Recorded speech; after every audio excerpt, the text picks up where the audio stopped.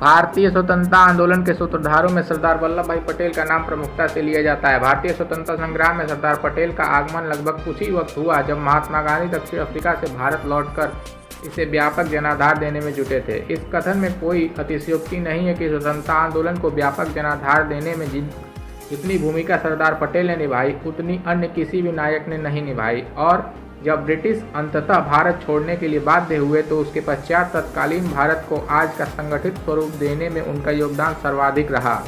देशी रियासतों को भारत के एक क्षेत्र के नीचे लाने में सरदार पटेल, जो कि उस वक्त उप प्रधानमंत्री व गृह मंत्री थे, उन्होंने एक शक्तिशाली संयोजक की भूमिका निभाई।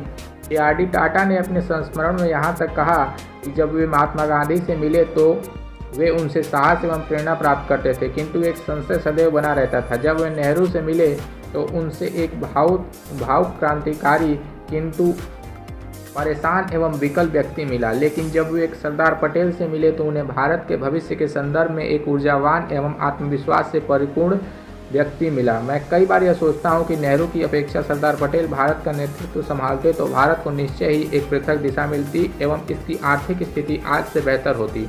भारत के स्वतंत्रता संग्राम को विशाल जनाधार देने में सरदार पटेल द्वारा उद्घोषित एवं कार्यान्वित खेड़ा आंदोलन 1918 एवं बारडोली आंदोलन 1928 की अत्यंत महत्वपूर्ण भूमिका रही। सरदार पटेल ने महात्मा गांधी के साथ मिलकर देश में एक नवचेतना का संचार किया। उन्होंने शिक्षा एवं सरकारी कार्यों में हिंदी भाषा के प्रयोग पर बल दिया। उनके अनुसार स्वतंत्रता आंदोलन में शिक्षा की सर्वाधिक महत्वपूर्ण भूमिका रही। यही कारण था कि उन्होंने स्त्री एवं पुरुष सभी को शिक्षा का अत्यधिक बल दिया। सरदार पटेल के सहयोग से ही संभव हुआ कि असहयोग आंदोलन के लिए 615 लाख रुपए एकत्रित हुए तथा लगभग 3 लाख नए सदस्यों ने असहयोग आंदोलन में अपनी सहभागिता प्रदान की। जब सरदार पटेल ने भारत के उप प्रधानमंत्री एवं प्रथम गृह मंत्री का कार्यभार संभाला तो लगभग 565 देशी रियासतों को एकीकृत करने का विशाल कार्य उनके सम्मुख था। इसे उन्हें लगभग 40 दिनों में पूर्ण करना था। सरदार पटेल ने यह कार्य एक रक्तहीन क्रांति द्वारा सफलतापूर्वक पूर्ण किया। इसमें कुछ अपवाद भी हैं जहां थोड़ी बहुत शक्ति का प्रयोग भी अनिवार्य हुआ, जैसा कि जूनागढ़, हैदराबाद एवं कश्मीर में। भारतीय स्वतंत्रता अधिनियम में यह प्रावधान था कि देशी रियासतें या तो भारत में विलय हो सकती हैं या फिर पाकिस्तान में वे स्वतंत्र रहने का निर्णय भी ले सकती थीं, किंतु ऐसा करते वक्त उन्हें भौगोलिक समीपता, जनसंख्या के समुदाय स्वरूप एवं जनेच्छा का भी ध्यान रखना था। ऐसे में जहां अधिकतर रियासतों ने भारत या पाकिस्तान में विलय की घोषणा की, वहीं कश्मीर एवं हैदराबाद ने स्वतंत्र रहने की इच्छा व्यक्त की।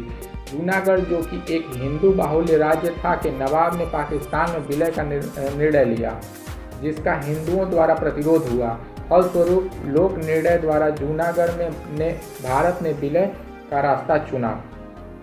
इसी प्रकार सरदार पटेल के कुशल नेतृत्व एवं निर्णयों द्वारा जैसलमेर, जोधपुर, भोपाल, त्रावणकोर जैसे बड़े राज्यों ने भारत के पक्ष में विलीनीकरण का मसौदा दस्तावेज हस्ताक्षरित किए।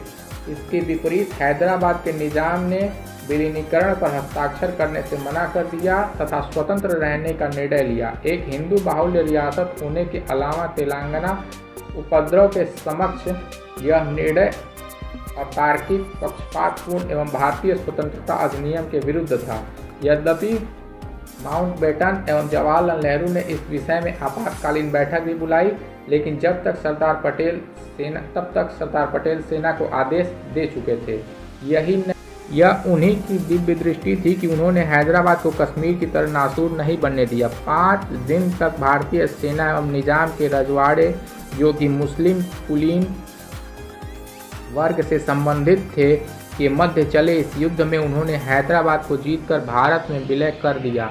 नवंबर 1948 में निजाम ने विलीनीकरण दस्तावेज पर भी हस्ताक्षर कर दिए। इस प्रकार हैदराबाद समस्या का समाधान हुआ। यह भारत की बदकिस्मती ही थी कि जिस कश्मीर समस्या से देश आज भी जूझ रहा है, वह यदि सरदार पटेल की कार्य योजना वहाँ कार्य करती तो भारत का पूर्ण हिस्सा होता। पाक अधिकृत कश्मीर को मिलाकर तथा भारत की सीमाएं अफगानिस्तान, किर्गिस्तान के साथ मिलती होती एवं भारत की संप्रभुता को चुनौती देने वाले CPEC कैसे भी संभावना से दूर होता। किसी भी कारणवश कश्मीर का भारत में समय रहते विलय न हो सका तथा कबायली आक्रमण के पश्चात आधा भूभाग 40% पाकिस्तान के कब्जे में रह गया। जब भारतीय सेनाएं तेजी से कश्मीर को मुक्त करा रही थी, ऐसे में मामले को संयुक्त राष्ट्र में ले जाना एवं युद्ध विराम की एकतरफा घोषणा करना आज भी अनेकों की समझ से परे है। यही नहीं, बिना सरकार एवं जनमत को विश्वास में लिए भारत को कश्मीर में जनमत संग्रह के लिए प्रतिबद्धता करना हमारी प्रमुख विफलताएं रहीं तथा सरदार पटेल इससे अत्यधिक क्षुब्ध थे। यह सरदार पटेल की दूरगामी सोच एवं कठोर निर्णयों का ही परिणाम था कि एक रक्तहीन क्रांति द्वारा संपूर्ण भारत को एक छत्र संप्रभुता के अधीन लाया गया। यदि कश्मीर का मामला उनके अधीन होता अथवा उन्हें हैदराबाद की तरह ही कश्मीर में स्वतंत्र रूप से कार्य करने दिया जाता तो आज कश्मीर का यह स्वरूप न होता।